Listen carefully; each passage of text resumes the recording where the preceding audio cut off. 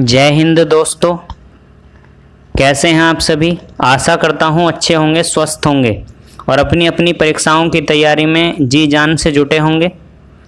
और इसी उम्मीद के साथ कि आप अपनी परीक्षाओं में सफलता प्राप्त करेंगे, हम आपके लिए लगातार संविधान से संबंधित और अन्य जीके से संबंधित लगातार लेक्चर ला रहे हैं।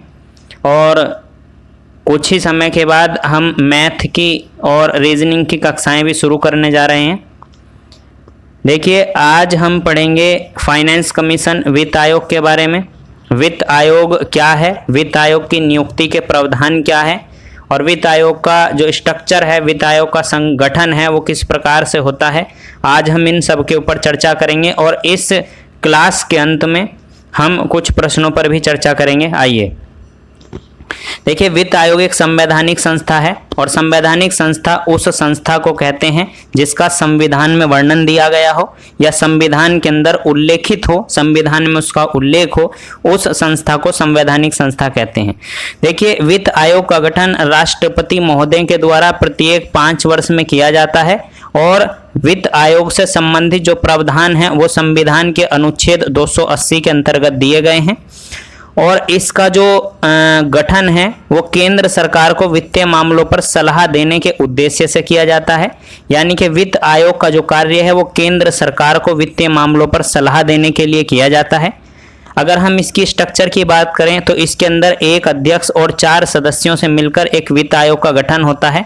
एक अध्यक्ष इसमें होगा और उस अध्यक्ष के अधीन 4 सदस्य होंगे और ये 4 सदस्य मिलकर यानी कि 5 लोग मिलकर एक वित्त आयोग का गठन करेंगे, जिसका गठन अनुच्छेद 280 के तहत राष्ट्रपति महोदय प्रत्येक 5 वर्ष में करेंगे। और ये एक संवैधानिक संस्था है क्योंकि संविधान में इसका वर्णन दिया गया है।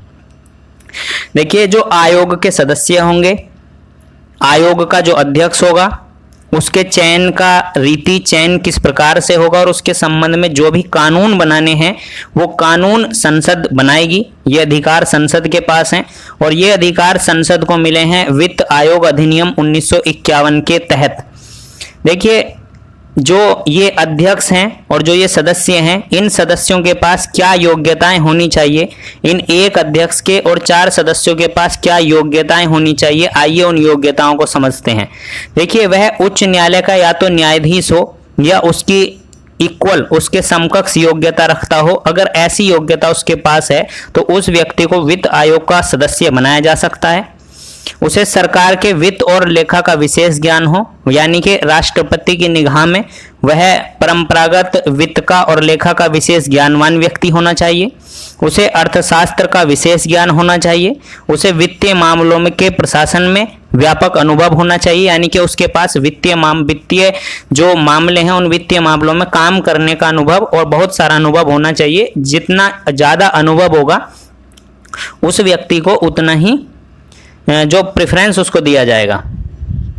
देखिए, भारत में पहला वित्त आयोग 1951 में गठित हुआ था और केसी नियोगी की अध्यक्षता में गठित हुआ था। अब तक भारत में कुल 15 वित्त आयोग गठित हो चुके हैं और एक जो अंतिम वित्त आयोग है वह 2020 से 2025 की अवधि के लिए 15वें वित्त आयोग के रूप में गठित किया गया है। और अब वर्तमान में 15वां वित्त आयोग एएन सिंह की अध्यक्षता में चल रहा है। देखिए, वित्त आयोग के कर्तव्य की अगर बात करें तो वित्त आयोग के कर्तव्य अनुच्छेद 280 के 3 अनुच्छेद में दिए गए हैं। 280 अनुच्छेद का क्लॉज नंबर 3 में वित्त आयोग के समस्त कार्य दिए गए हैं और वित्त आयोग के समस्त कार्यों में यानी कि 280 अनुच्छेद 3 में यह बताया गया है कि जब वित्त आयोग अपनी रिपोर्ट राष्ट्रपति को देगा या अपनी सिफारिशें राष्ट्रपति को करेगा तो वो किन संबंध में राष्ट्रपति को सिफारिशें कर सकता है। देखिए, राष्ट्रपति को सिफारिश संघ और राज्यों के बीच करों के शुद्ध आगम यानी कि जो कर मिलेगा उस कर का जो एक शुद्ध आगम होगा और वितरण तथा राज्यों के बीच उसके आवंटन के बारे में राष्ट्रपति महोदय को सिफारिश करेगा।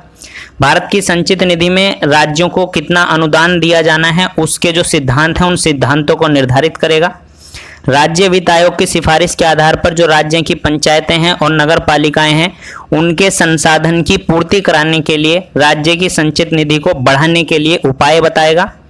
वित्तीय स्थिति को सुदृढ़ करने के लिए राष्ट्रपति जो निर्देश देगा, उन निर्देश के संबंध में भी वित्त आयोग अपनी सिफारिश राष्ट्रपति महोदय को देगा।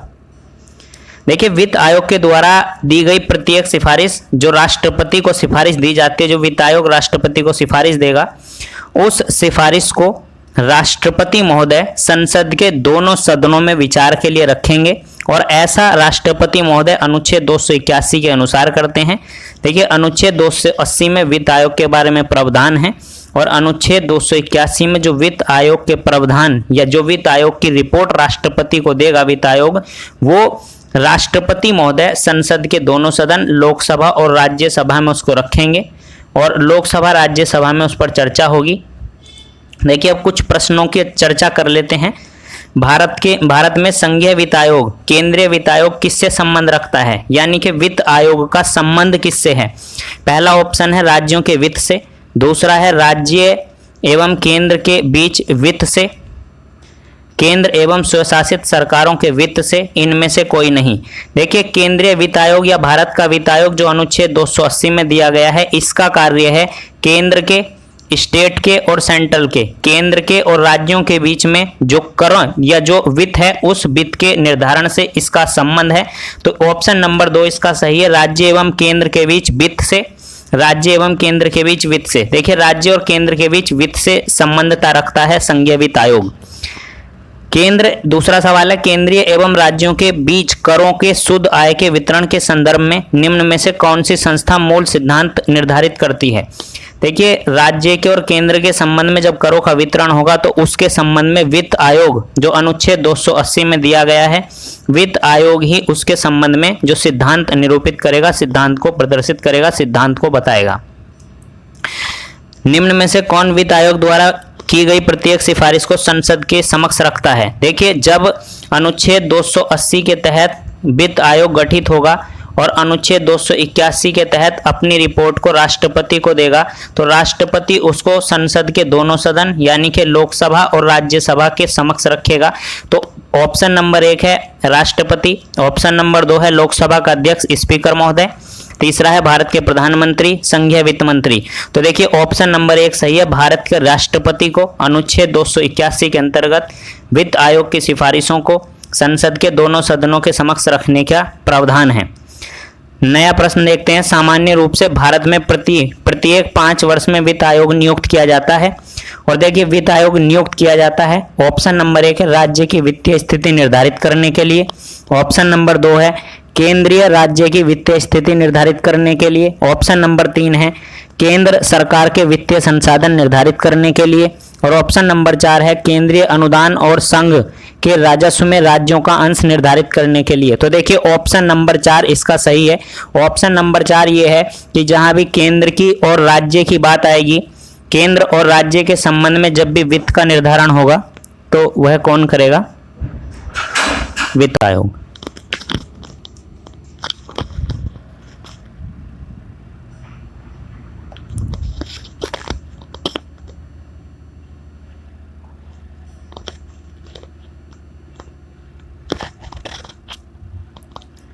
निम्न में से कौन?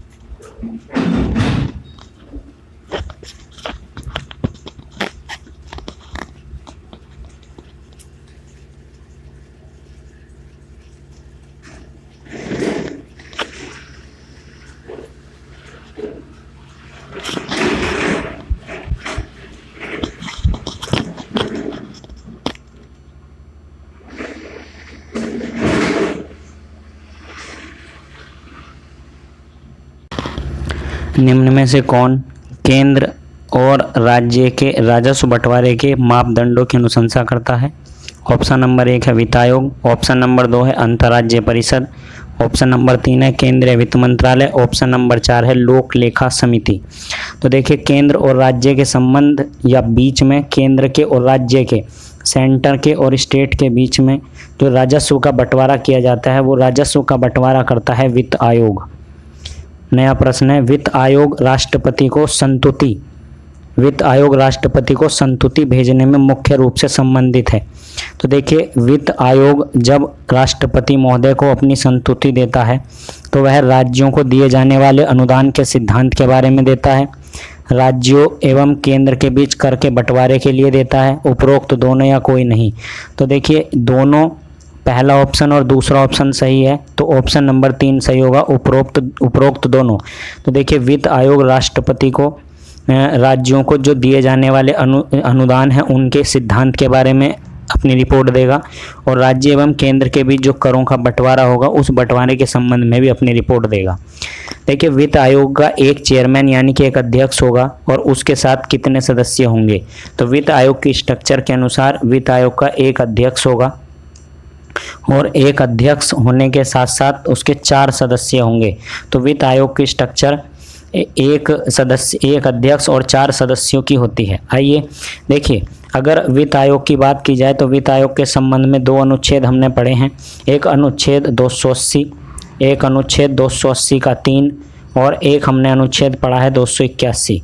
तो देखिए, अगर बात करेंगे अनुच्छेद 280 की, तो इसमें वित्त आयोग के संबंध में बात बताई गई है, वित्त आयोग के संबंध में प्रावधान दिया गया है, वित्त आयोग के गठन के बारे में चर्चा की गई है। अनुच्छेद 280 के 3 में वित्त आयोग के कार्य और शक्तियां बताई गई हैं, या वो बात बताई गई हैं जिनके संबंध में वो राष्ट्रपति को रिपोर्ट अपनी सौंपते हैं। अनुच्छेद 281 में ये बताया गया है कि जो 280 में वित्त आयोग बना और राष्ट्रपति को अपनी रिपोर्ट सौंपी, तो 281 अनुच्छेद के तहत राष्ट्रपति महोदय को रिपोर्ट दी जाएगी, और रिपोर्ट को राष्ट्रपति महोदय अनुच्छेद 281 के अनुसार संसद के दोनों पटलों पर दोनों सदनों में रखेंगे। धन्यवाद।